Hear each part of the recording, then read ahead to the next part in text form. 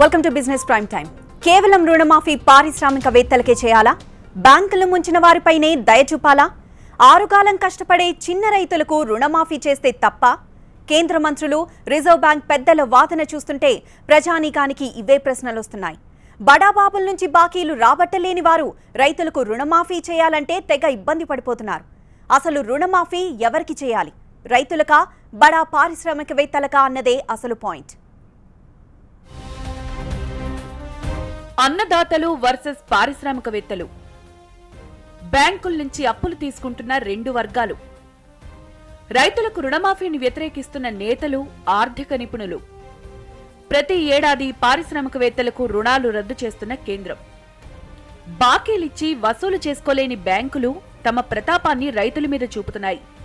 ప్రకృతి కరుణించనప్పుడు రైతు అల్లాడిపోతున్నాడు. పండించే పంటకు గిట్టుబాటు ధర లభించనప్పుడు కన్న బిడ్డలాంటి పంటను రోడ్లపై పారబోసుకుంటాడు. కాయ కష్టం చేసి పండించిన పంటను రోడ్లపాలు చేసుకుంటాడు.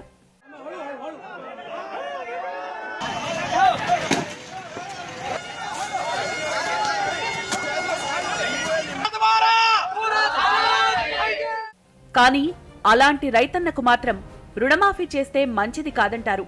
పారిశ్రామికవేత్తలకు ఎడాపెడా అప్పులిచ్చి ఆ ఫలితం ఇప్పుడు అనుభవిస్తున్న బ్యాంకులకు కూడా రైతులంటే ఏడుపే. రాష్ట్ర ప్రభుత్వాలు రైతులకు అప్పులిస్తే ఆర్థిక వ్యవస్థ దిగజారుతుందని ఆర్బీఐ గవర్నర్ ఉర్జిత్ పటేల్ వ్యాఖ్యానించడంతో రైతులు రగిలిపోయారు. దేశానికి అన్నం పెట్టే రైతును కష్టకాలంలో ఆదుకోవాల్సిన ప్రభుత్వాలే రుణమాఫీ డిమాండ్ను ఫ్యాషన్ అంటున్నాయి. तो उसको लोन लेंगे, बैंक भी लोन लेंगे. अभी एक फैशन हो गया आजकल, लोन लिया तो लोन वेवर करो. ये लोन किसका पैसा, किसका है? स्टेट बैंक में जो जमा है अरुंधति जी का मैडम का पैसा है क्या? आप लोगों का पैसा है. यहाँ माफ करे तो वहां पे करना पड़ेगा. రైతు రుణమాఫీని వ్యతిరేకిస్తున్న ఆర్థికవేత్తలు, ప్రభుత్వ పెద్దలు పారిశ్రామికవేత్తలకు ఇచ్చిన బాకీల విషయంలో మారు మాట్లాడరు. బ్యాంకులను ముంచిన వారి నుంచి బాకీలను రాబట్టాలన్న తపన కనిపించదు. ఉద్దేశపూర్వకంగా బాకీలు ఎగ్గొడుతున్నప్పటికీ బడాబాబులను పొరపాటున ఒక్క మాటైనా అనరు. పైగా పారిశ్రామికవేత్తలు అడగకుండానే వారి బాకీలు మాఫీ చేస్తారు. బ్యాంకులు, సర్కారీ పెద్దలు మాత్రం పెద్దోళ్ల బాకీలు వసూలు చేయాలని చెప్పరు. బాకీలు రద్దు చేస్తున్నా దీన్ని మాత్రం ఫ్యాషన్ అనడం లేదు. అన్నం పెట్టే రైతన్న నుంచి బకాయిలు వసూలు చేయాల్సిందే అన్నది జనానికి నచ్చడం లేదు. అప్పులు ఇవ్వడంలోనూ రైతులపై వివక్ష కనపడుతోంది. అసలు రుణమాఫీ చేయాల్సింది రైతులకా, పారిశ్రామికవేత్తలకా అన్నదే బ్యాంకర్లైనా సర్కారీ పెద్దలు తేల్చుకోవాలి. రుణమాఫీ ఎవరికి అవసరం, ఎవరికి చేయాలి, ఎవరికి చేస్తున్నారు? దీనిపై మాట్లాడడానికి ప్రస్తుతం టీవీ9 స్టూడియోలో ఉన్నారు వేణుగోపాల్ రెడ్డి గారు, బీజేపీ నేత, అలానే సుకుమార్ గారు. గుడ్ మార్నింగ్ అండి, both of you. Good morning. Venugopal గారు చెప్పండి, ఎందుకు అపహాస్యం చేస్తున్నారు? రైతులకు రుణమాఫీ విషయమై ఎందుకు బీజేపీ ముఖ్యంగా అపహాస్యం చేస్తుంది? ఆల్రెడీ రెండు రాష్ట్రాలలో రుణమాఫీ చేశారు. ఇప్పుడు ఆంధ్రప్రదేశ్లో ఇక్కడ రుణమాఫీ చేసిండ్రు. రుణమాఫీ ఒక్కటే రైతులను బాగు చేస్తుంది అనుకుంటే ఇంతకుముందు కాంగ్రెస్ గవర్నమెంట్లో కూడా రుణమాఫీ చేయడం జరిగింది. మొత్తం దేశవ్యాప్తంగా 70,000 కోట్లు రుణమాఫీ చేశారు. కానీ రుణమాఫీ చేసిన తర్వాత కూడా మళ్ళీ రుణం బేరకపోతూనే ఉన్నది, మళ్ళీ అప్పులపాలైతేనే ఉన్నారు రైతులు, ఆత్మహత్యలు జరుగుతూనే ఉన్నాయి. దాదాపు 3 లక్షల మంది ఈ 30 సంవత్సరాల్లో చనిపోయారు. నేను ఎందుకంటానంటే రుణమాఫీ ఒక్కటే పరిష్కారం అనేది కాదు. రుణమాఫీ ఎప్పుడు చేయాలి ఏదైనా ఇప్పుడు అందుకే దానికి ప్రత్యామ్నాయంగా ఈరోజు ప్రధానమంత్రి పంటల బీమా ఫసల్ యోజన తీసుకుని రావడం జరిగింది. ఈ ఫసల్ బీమా యోజన ఎందుకంటే రైతు ఎప్పుడైనా అతివృష్టి, అనావృష్టి వల్ల ఏ కారణాలలో నష్టపోయినా కూడా తను నష్టపోకుండా బెనిఫిట్ అయితే అందుకే తీసుకొచ్చారు. అప్పుడు అప్పులపాలయ్యే అవకాశం లేదు.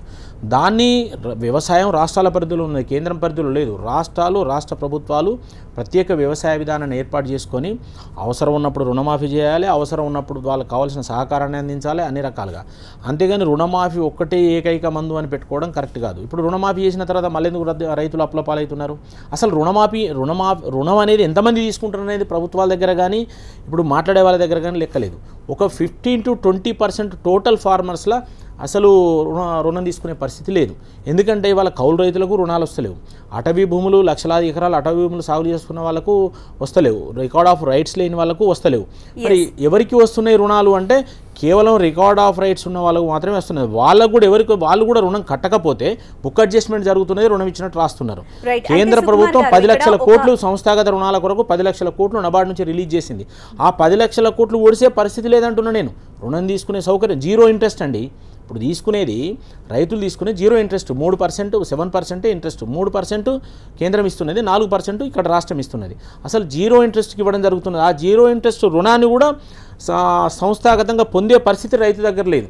అందుకని వాళ్ళ రికార్డ్ ఆఫ్ రైస్ వేణుగోపాల్ గారు చెప్తున్నారు ఫార్మర్స్ కి ఇంత రుణం ఉంది అది మాఫీ చేస్తున్నామన్నారు. వెన్ కంపేర్ టు పారిశ్రామికవేత్తలతో కంపేర్ చేసుకుంటే దానికి దీనికి చూసుకుంటే అసలు చాలా తక్కువ ఉంది. అంటే ఈ ఎజంప్షన్ ఎలా ఉందంటే ఇప్పుడు దేశ వ్యవస్థకి ఆర్థిక వ్యవస్థకి పారిశ్రామికవేత్తలే ఇంపార్టెంట్ అన్న విషయం ఇక్కడ అర్థమవుతుందా?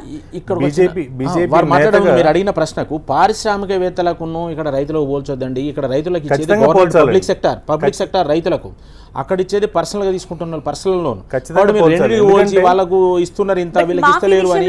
ఇది కాదు, కూడా 5 లక్షలు తీసుకున్న రైతులు కూడా ఉన్నారు, 10 లక్షలు తీసుకున్న వాళ్ళు ఉన్నారు, 50 లక్షలు తీసుకున్న వాళ్ళు ఉన్నారు. వాళ్ళ పరపతిని బట్టి వాళ్ళు తీసుకోవడం జరుగుతున్నది. కానీ ఒకదానికోటి కంపేర్ చేసి దీన్ని చేయడం వల్ల ఇది ఉపయోగం లేదని నేను చెప్తున్నాను. వేణుగోపాల్ గారు, ఎవరైనా రైతు డబ్బులు తీసుకున్నా, కార్పొరేట్లు డబ్బులు తీసుకున్నా అది బ్యాంకుల నుంచి తీసుకుంటుంది.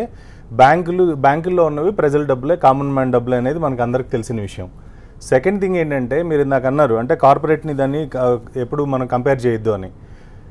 రైతే వెన్నెముక, అగ్రికల్చర్ సెక్టార్లో గ్రోతే మన జీడిపికి ముఖ్యమైన కొలమానం కింద మనం చూస్తున్న టైంలో ఏ రైతు అప్పు తీసుకొని అప్పులు కట్టలేని పరిస్థితుల్లో బెంచ్ కారులో తిరిగిన పరిస్థితి లేదు, దాఖలా లేదు. మొత్తం మీరు ఇండియా మొత్తం తీసుకున్న ఎక్కడ పరిస్థితి లేదు. రైతు బెంచ్ కార్లు ఎన్నడూ తిరగాడండి, ఖచ్చితంగా రైతు బెంచ్ కార్లు ఎన్నడూ తిరగాడు. అది రైతు పరపతి పెరగాలని నేను అంటున్నా. రైతు పరపతి ఇప్పుడు ఈ సంవత్సరం నెక్స్ట్ ఇయర్ కట్టాలి కదా, ప్రతి సంవత్సరం అయితే రుణం మాఫీ చేసుకుంటా పోరు కదా. ఇది ఖచ్చితంగా పొలిటికల్ డిబేట్ కాదండి. అందుకే అంటున్నా, నేనేమంటున్నానంటే యూపీఏ గవర్నమెంట్ లో రైతులకు సంబంధించి రుణాలు మాఫీ చేసినా కూడా కాంక్రీట్గా రైతు డబ్బులు ఎలా సంపాదించాలి, డిగ్నిఫైడ్గా ఎలా ఉండాలనే దాని మీద ఎక్కడా క్లారిటీ లేదు. అంటే మీరు ఇందాకన్నారు స్టేట్ గవర్నమెంట్ పరిధిలో ఉందండి. స్టేట్ గవర్నమెంట్ పరిధిలో అగ్రికల్చర్ ఆఫీసర్లు కానీ వీళ్ళందరూ ఎంత కంట్రోల్ తీసుకొని క్లస్టర్స్ క్రియేట్ చేసినా కూడా ఢిల్లీలో మీకు పొటాటో 5 రూపాయలకి దొరుకుతున్నప్పుడు హైదరాబాద్లో 50 రూపాయలు ఉన్నప్పుడు దీన్ని మ్యాచ్ చేసే సిస్టమ్ని సెంట్రల్ గవర్నమెంట్ తీసుకురావాలి స్టేట్ గవర్నమెంట్స్తో కలిపి. సో జీడిపి లెక్కలు మీకు ఇండివిజువల్గా క్యాలిక్యులేట్ చేసినా కూడా దేశాన్ని చూస్తే ఇండియా జీడిపిలో అగ్రికల్చర్ సెక్టార్ కాంట్రిబ్యూషన్ ఎంత ఉందనే దాని గురించి మాత్రమే మాట్లాడతారు తప్ప అగ్రికల్చర్ సెక్టార్లో ఏ స్టేట్ నుంచి ఎంత వచ్చిందనేది విదేశాల్లో ఉన్న సంస్థాగత ఇన్వెస్టర్లకు కానీ ఎవరికి అసలు అవసరం లేదు. సో రుణమాఫీ ఒకటే పరిష్కారం ఖచ్చితంగా కాదు. కాకపోతే కాంక్రీట్గా ఈరోజు మీరు జిఎస్టీ పరిధిలో తీసుకున్న విషయాన్ని కనుక గమనిస్తే ఒకవైపు ఏమో ట్యాక్సెస్ పే చేసిన ఎరువులు తీసుకొచ్చి ఇటువైపు రైతు వ్యవసాయం చేసే పరిస్థితి, తర్వాత తను పండించిన పంట మళ్ళీ అదే దళారులకు తీసుకెళ్ళి జిఎస్టీ సంబంధం లేకుండా జిఎస్టీ పరిధిలోకి రాకుండా దళారులకు అమ్ముకునే పరిస్థితి. అంటే ఎక్కడ ఇప్పుడున్న సరే యూపీఏ తప్పు చేసింది ఒప్పుకుందాం, అదేవిధంగా బీజేపీ కూడా అదే దీంట్లో వెళ్తుంది తప్ప కాంక్రీట్గా ఒక రైతుని తన డబ్బులు తను సంపాదించుకునేటట్టు ఏ పంట వేయాలి, ఎక్కడెప్పుడు ఏం చేయాలి, దేనికి ఎంత రుణం అవసరం అనే దాని మీద ఇంకా మనం లేకుండా మోసగా అప్లై ఇవ్వడం, మళ్ళీ ఎలక్షన్స్ ముందు ఏదో ఒక స్టేట్ గవర్నమెంట్ రుణమాఫీ చేస్తామని చెప్పడం, ఆర్బీఐ కాదనడం, ఈ ప్రాసెస్ ఎన్ని రోజులు బీజేపీ తీసుకున్న కాంక్రీట్. ఒక్క విషయం అండి, వారు అడిగిన వాటికి ఇప్పుడు ఏ పంట వేయాలి, ఎంత రుణం ఇవ్వాలనేది రాష్ట్ర గవర్నమెంట్ చేస్తుంది. కేంద్ర ప్రభుత్వానికి ఇక్కడ కేంద్ర ప్రభుత్వ వ్యవసాయ రంగంలో అధికారులు ఉండరు. రాష్ట్ర ప్రభుత్వం ఈ సంవత్సరం ఇక్కడ లోకల్ మార్కెట్ ఎంత ఉంటుంది, కన్జ్యూమ్ ఎంత ఉంటుంది, నెక్స్ట్ నేషనల్ మార్కెట్స్ ఎంత ఉంటాయి కన్జ్యూమ్, దాన్ని బట్టి ఒక వ్యవసాయ ప్రణాళిక తయారు చేసుకొని పోయినసారి కంది వేయమని చెప్పింది గవర్నమెంట్. ఏ పంట వేయాలి, ఏ పంటకి ఎట్లా మార్కెట్ రావాలని రాష్ట్ర ప్రభుత్వం డిజైన్ చేస్తుంది. రాష్ట్ర ప్రభుత్వం డిజైన్ చేసి కేంద్రానికి పంపిస్తుంది. కేంద్ర ప్రభుత్వం కూడా ఏం చేస్తుంది అంటే కేంద్ర ప్రభుత్వం ఓన్లీ ఇమీడియట్గా ఏంటంటే ఇంటర్నేషనల్ ఎక్స్పోర్ట్ ఇంపోర్ట్ పాలసీని డిసైడ్ చేస్తుంది తప్ప రాష్ట్రంలో ఉండే అగ్రికల్చర్ని కంట్రోల్ చేయలేదు. రాష్ట్రాలకు అగ్రికల్చర్ సపోర్ట్ మాత్రమే ఇస్తుంది. ఇప్పుడు 10 లక్షల కోట్లు మన బడ్జెట్లో పెట్టారు, ఏది క్రాప్ లోన్స్ కొరకు ఉదాహరణ చెప్తున్నాను. దాన్ని వినియోగించుకోవాల్సిన అవసరం వీళ్ళకు ఉన్నది. కాబట్టి రాష్ట్రంలో ఇప్పుడు ఆన్లైన్ సిస్టమ్ మార్కెట్ తీసుకొచ్చారు. మార్కెట్ కంట్రోల్ అంతా రాష్ట్రాల కంట్రోల్ ఉంటుంది. మార్కెట్ను ఆన్లైన్ సిస్టమ్ తీసుకొచ్చి దేశంలో ఎక్కడైనా కూడా ఆన్లైన్ సిస్టమ్ తీసుకురావడమే కాదు ప్రతి మార్కెట్కు నిధులు ఇవ్వడం జరిగింది కేంద్ర ప్రభుత్వం, ఇది ఈక్విప్మెంట్స్ కొరకు. దాన్ని రాష్ట్ర ప్రభుత్వాలు ఉపయోగించుకొని ఎక్కడ రేటు ఉంటే అక్కడ మీడియేట్ చేయాలి స్టేట్ గవర్నమెంట్. కాబట్టి ఇవన్నీ మనం రాజకీయాలు మాట్లాడతలేం, కానీ సిస్టంలో లోపాలు ఉన్నాయి కొన్ని వాస్తవం. ఆ సిస్టాన్ని ఎట్లా అధిగమించాలి? ఇప్పుడు ఉదాహరణకు పంటలు పండకపోతే ఒక నష్టం జరుగుతున్నది, పండినాక కూడా రైతు నష్టపోతున్నాడు. ఎందుకు జరుగుతున్నది, దాని కంజ్యూమ్ ఎంత ఉన్నది అనేది కూడా సైంటిఫిక్ గా ఆలోచించాల్సిన అవసరం ఉన్నది. కేవలం రాజకీయంగా మాట్లాడినట్టు ఒక రుణమాఫీ గురించి మాట్లాడితే కాదు. బీజేపీ వచ్చిన తర్వాత ఇలా అగ్రికల్చర్ గ్రోత్ పెరిగిందండి. 1.4 నుంచి ఇలా 4% పైన అగ్రికల్చర్ గ్రోత్ పెరిగింది. మళ్ళీ ఏదైతే మాన్సూన్ కంట కడతారు, అదేదో బీజేపీ కంట కడతారు, అదే లెక్క అండి. మాన్సూన్ అంత ముందు కూడా ఉన్నది. వేణుగోపాల్ రెడ్డి గారు, బడాబాబుల నుండి బాకీలు వసూలు చేయడంలో మీరు విఫలమవుతున్నారు, అది దాన్ని ఎత్తి చూపుతుంది బీజేపీ గవర్నమెంట్ కి సంబంధించి అని అనుకుంటున్నారా? లేదండి, ఇప్పుడు ఎవరైతే లోన్ తీసుకున్నారో లోన్ తీసుకునే వాళ్ళు గ్యారెంటీ తీసుకుంటారు. కార్పొరేట్ సంస్థలు కానీ వివిధ ఇండస్ట్రీస్ కానీ లోన్ తీసుకునే దానికి గవర్నమెంట్కి సంబంధం ఉండదు. దానికి కొన్ని రూల్స్, ఆర్బీఐ రూల్స్, గైడ్లైన్స్ ఉంటాయి. దాని ప్రకారం బ్యాంకులు రుణాలు ఇస్తుంటాయి, వసూలు చేసుకుంటాయి. ఎవరైనా ఎగ్గొడితే దాని కోర్టులు, చట్టాలు ఉన్నాయి, దాని ప్రకారం నడుస్తుంటుంది. ఇప్పుడు ఉన్న వాళ్ళు ఎగ్గొట్టిన వాళ్ళకు కూడా కోర్టుల కేసులు ఉన్నాయి, చట్టాలున్నాయి, నడుస్తున్నాయి. అంతేగాని దాన్ని డైరెక్ట్ గవర్నమెంట్కు వీళ్ళకింత బాకీ అయితే మాఫీ చేయాలని కానీ ఇది కానీ ఎక్కడ కూడా మాఫీ అంటే రైతుల విషయానికి వచ్చేసరికి వెంటనే వాళ్ళ ఇస్తారా లేదా అని వాళ్ళ దగ్గరికి వెళ్ళి కూర్చోవడం, లేకపోతే వాళ్ళ పొలాల్ని సీజ్ చేసేయడం, అక్కడ వాళ్ళని పొలాలు అట్లా ఎక్కడ చేయలేదు. ఇప్పుడు చాలా వార్తలు, చాలా న్యూస్ చూసాం. నాకు తెలుసు కదా, నేను ఫీల్డ్ మీదే ఉన్నా కదా. ఒకప్పుడు వెనకడ పోయి ఆ బిందెలు తీసుకురావడం, కోఆపరేటివ్ సెక్టర్ బ్యాంక్ వాళ్ళు, సొసైటీ వాళ్ళు తలుపులు బీకడం జరిగేది. ఇప్పుడు ఎక్కడ కూడా ఈ 20-30 ఏళ్ళలో ఎక్కడ కూడా నేను చెప్తున్నాను, రైతుల దగ్గరికి పోయి మళ్ళీ రుణం ఇవ్వకపోతే నెక్స్ట్ రుణం ఇస్తలేరు తప్ప జప్తులు చేయడం కానీ ఇవి చేయడం కానీ ఎక్కడ చేయడం లేదు. పోతారు, పోయి అడుగుతారు, అడగడంలో తప్పలేదు. బాకీ ఉన్నా కాబట్టి ఈవెన్ అడుగుతారు, నెక్స్ట్ టైం రుణం ఇవ్వడం లేదు. వాళ్ళకి ఇచ్చేది ఎంత అండి, 10,000, 20,000 కొరకు పెద్ద జప్తు చేసి అవన్నీ చేయడం లేదు. మినిమం ఈ తెలంగాణ ప్రాంతంలో అయితే 50,000 రుణం దాటడం లేదు. ఎవరికి ఎల్టీ లోన్ తీసుకుంటేనే బోర్ వేసిన పెద్ద లోన్లు తీసుకుంటే, ట్రాక్టర్ తీసుకుంటే అట్లాంటి వాటికి ఉన్నాయి తప్ప క్రాప్ లోన్లకు ఎవరు కూడా 50,000 దాటే పరిస్థితి లేదు. మంచి పాయింట్ చెప్పారు. కార్పొరేట్ సెక్టార్కి ఉన్న షేర్ల మీద కానివ్వండి, లేకపోతే వాళ్ళు వాల్యుయేషన్ పెంచుకొని ఉన్న ఆస్తులు, వేరే వాళ్ళ కబ్జాలో ఉన్న ఆస్తుల్ని ఇలాంటి వాటిని పెట్టి వేల కోట్ల రూపాయలు తీసుకుంటున్న పరిస్థితిలో ఎకరానికి 1,000 రూపాయల కన్నా 1,00,000 రూపాయలు తీసుకోలేని పరిస్థితిలో రైతున్నాడు. అంటే ఎక్కువ మందికి, అంటే టోటల్ మన అప్పు కనుక చూస్తే రైతులకి ఇప్పటివరకు ఇచ్చింది 13 లక్షల కోట్లు.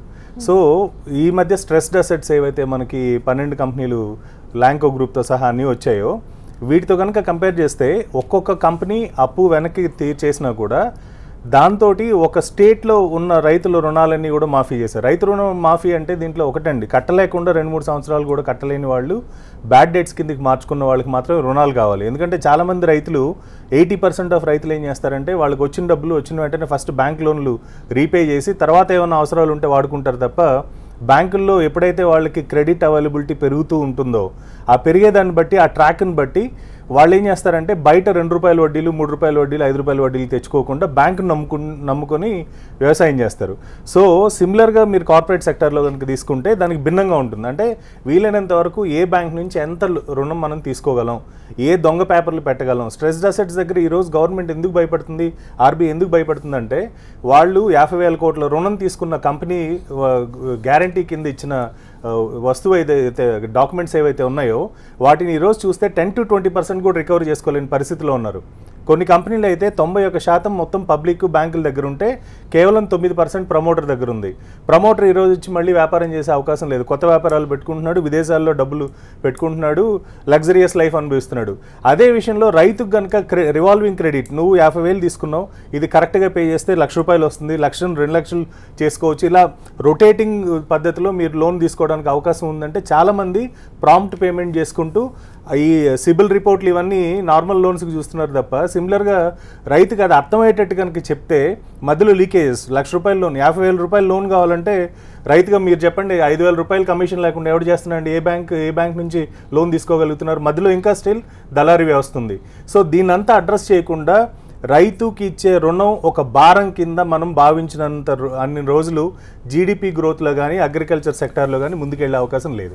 రైట్, మాల్యాని దొంగ అంటున్నారు, కానీ అతని నుండే ఇంతవరకు వసూలు చేసుకోలేకపోయారు. మాల్యా అనే కాదు, ఈ డర్టీ డజన్లో ఉన్న కంపెనీస్ లిస్ట్ అయినా మీ దగ్గర ఉంది, మరి దాని నుండి అయినా వసూలు చేసుకునే ఛాన్స్ ఉందా?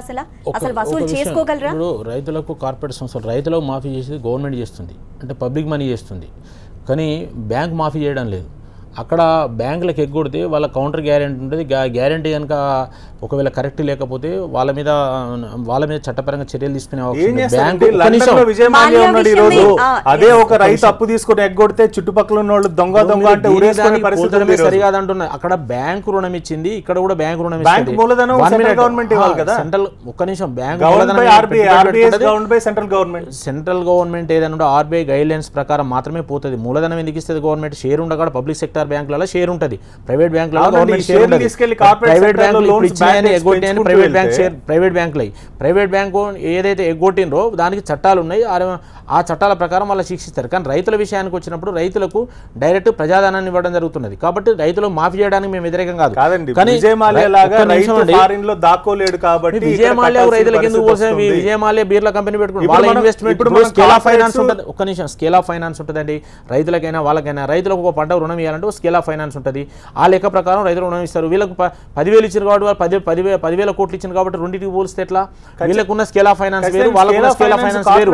మీరు 1,000 కోట్లు ఇచ్చి వీళ్ళకు ఏమి ఇస్తున్నారు అంటే దానికి స్కేల్ ఆఫ్ ఫైనాన్స్ బేస్డ్గా రుణం ఇవ్వడం జరుగుతుంది. దానికి ఒక లెక్క పక్కా ఉంటుంది. కాబట్టి నేనేమంటున్నా అంటే రైతులకు ఇచ్చే దాంట్లో ఏదైతే మనకు ఉన్నదో ఇవాళ సిస్టమ్ మారింది అని నేను చెప్తున్నా. ఇవాళ మీరు నేను అందరం కూడా రొట్టె తింటున్నామా, జొన్న గడక తింటున్నామా, మొక్కజొన్న గడక తింటున్నామా? ఇవి మనం తినం.